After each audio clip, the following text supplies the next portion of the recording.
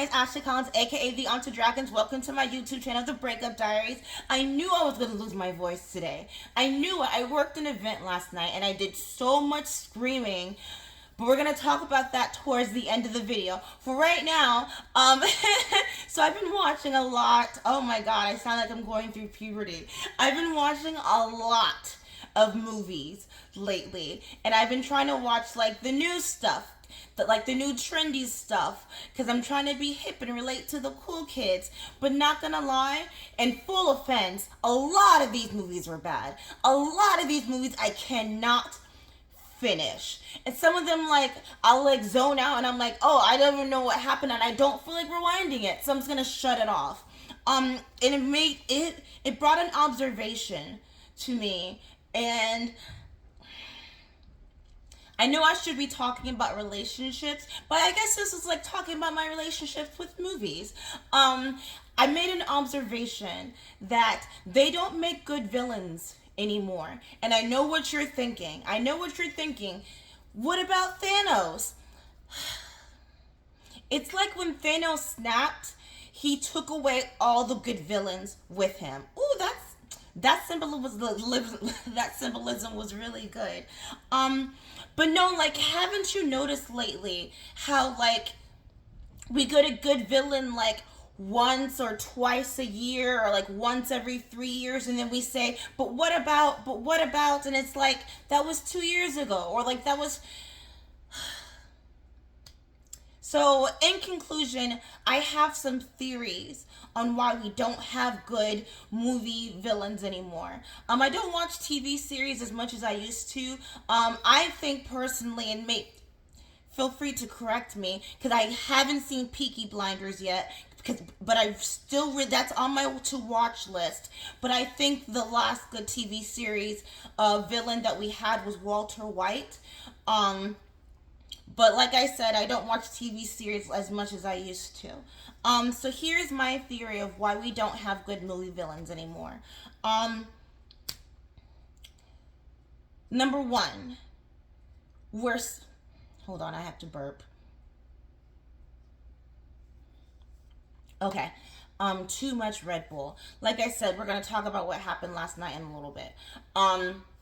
Number one, we're scared to make someone the bad guy because of diversity reasons. Because you can't make the Asian character the bad guy, because then you're racist. You can't make the black person the bad guy, because then you're racist. And then if you make the female the bad guy, and it's like, this has been bothering me so fucking much lately. Because I looked at the Shazam 2 trailer. I'm not going to watch the movie. Because firstly, I don't even know, and my boyfriend keeps correcting me, because the character's name is not Shazam, right? I don't even know who this character is, number one. Number two, the way that they market it looks stupid.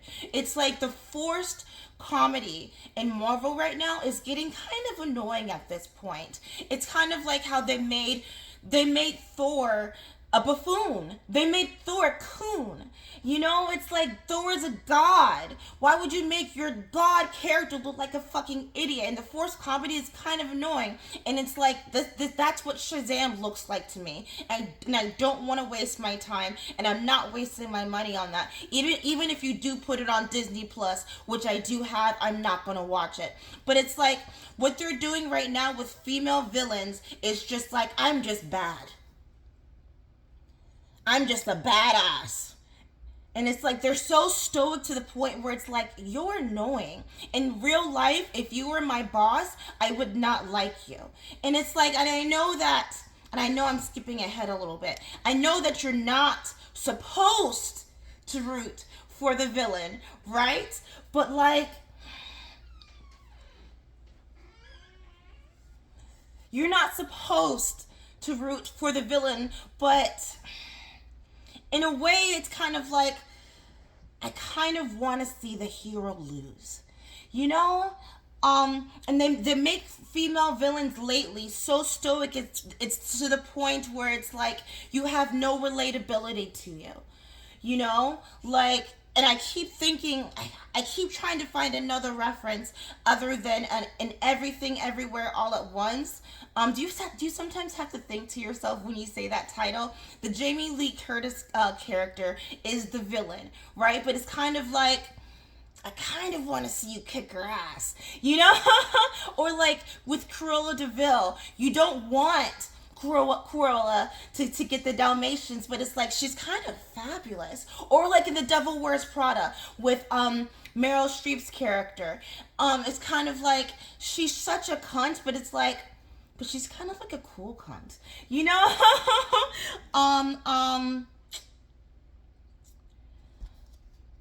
I think that, like I said, they're making the villains lately too stoic, and for some reason we've forgotten that villains are symbolism. They're symbolism of, this is why you should do the right thing, because then you'll turn into that. And I know I keep using Peter Pan as an example, but it's like, it's Hook. Hook is symbolism for what happens when you grow up, you know? So the villains are supposed to be a warning of how you should not behave. Now, like I was saying earlier,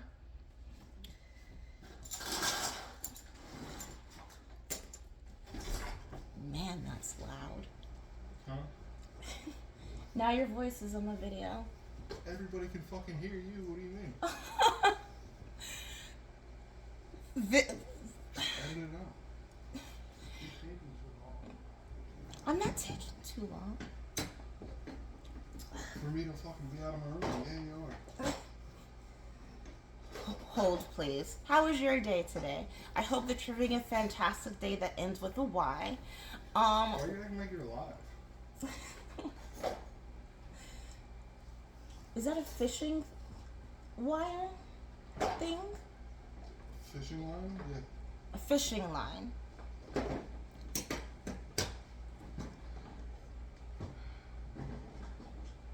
just got that toolbox. Now you just said the N-word.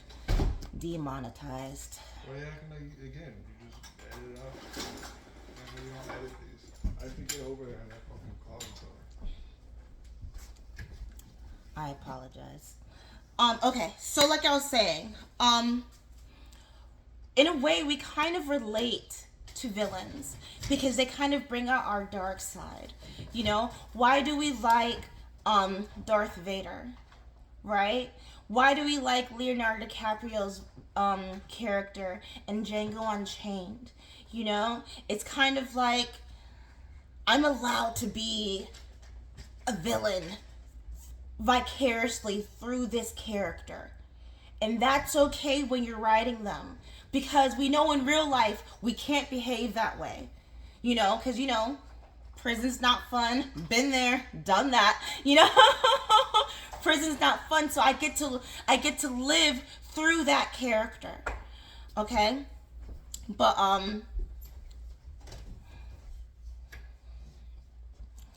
hold, please. I have to cut this part out.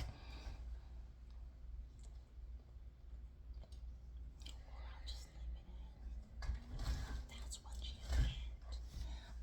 get.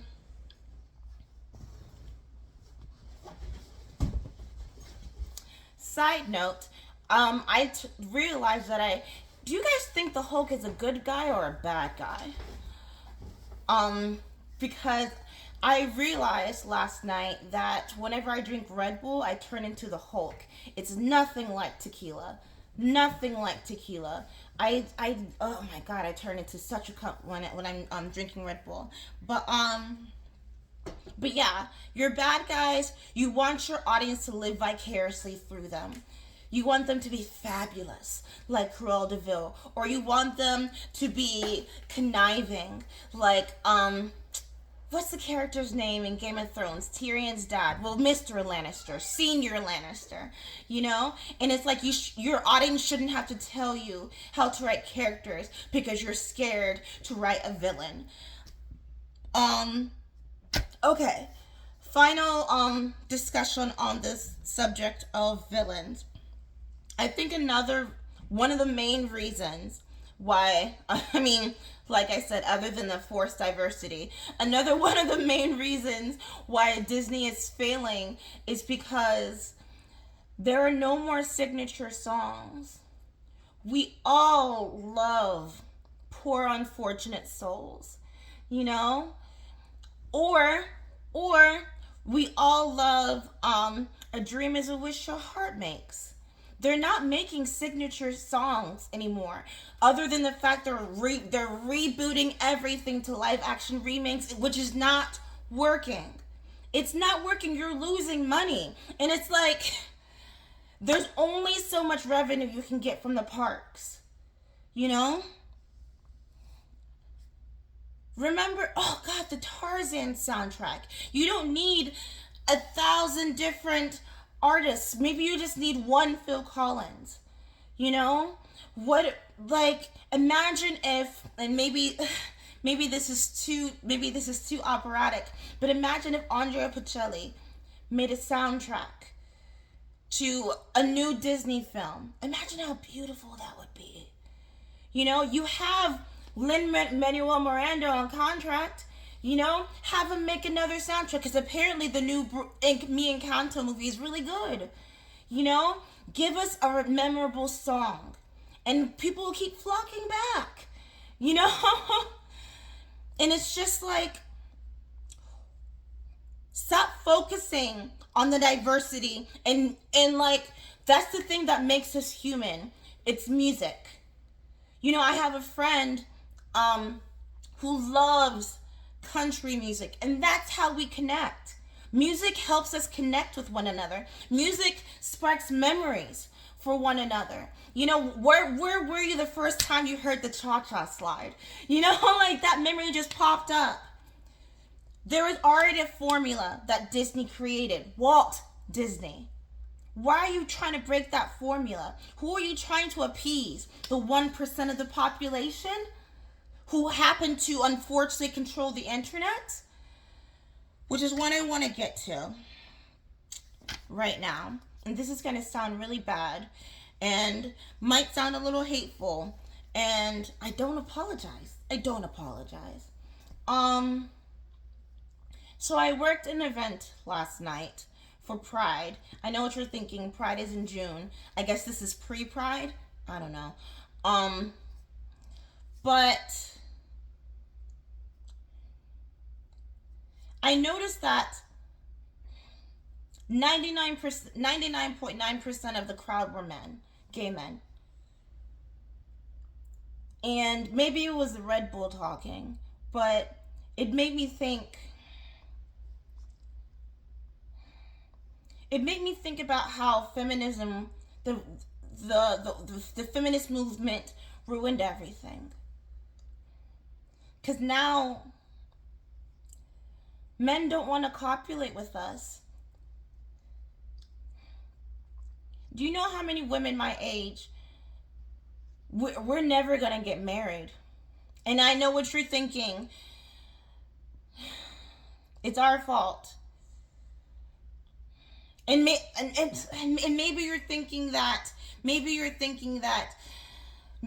you can't help who you love, but it's like, there's so many also straight men who are like, I'm never gonna marry anyone ever because of us. Because we won't stop acting like whores. We won't stop acting like strong, independent women who don't need no man. And that's sad, because we need each other. And like I said, there's nothing wrong with being homosexual. You know, I've eaten many a pussy myself.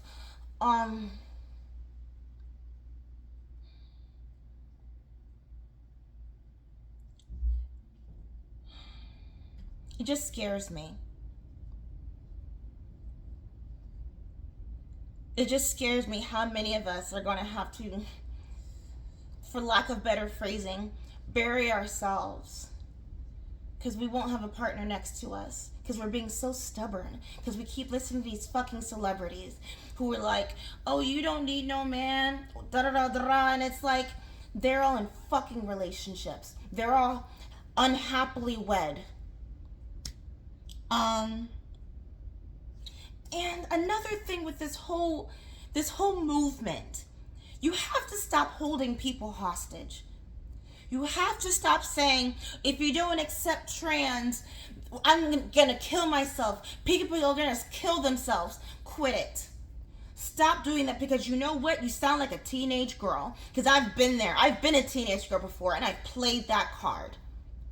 I've played that card where it's like, if you don't let me do this, Mom, I'm gonna kill myself. That's not right. Because you know no one wants that over their head. And suicide is not something that you can dangle over someone's head because you want to cut off your breast or you want to cut off your penis. Do it. Do it to yourself, but don't convince other people to accept it. Do whatever you want with your body. Sleep wherever the fuck you want to, but don't force it on children. You crossed that line. You crossed the line when you threatened that if you don't accept me, I'm going to kill myself. That's a line you do not cross. You crossed the line when you said, if you don't accept me, a child will kill themselves. Don't cross that line. You are not a teenage girl. Grow up. This is not Never Never Land. That was rude, and I'm so sorry. I have a random phone call that I probably should pick up. Thanks for listening. Thank you for your patience. And sorry to nerd out about the whole villain thing. But I'm just really passionate about film and theater, and it's just very disappointing to see the decline in people going to the movies, to the cinema, and seeing such bad films. But okay, that's it. Ciao.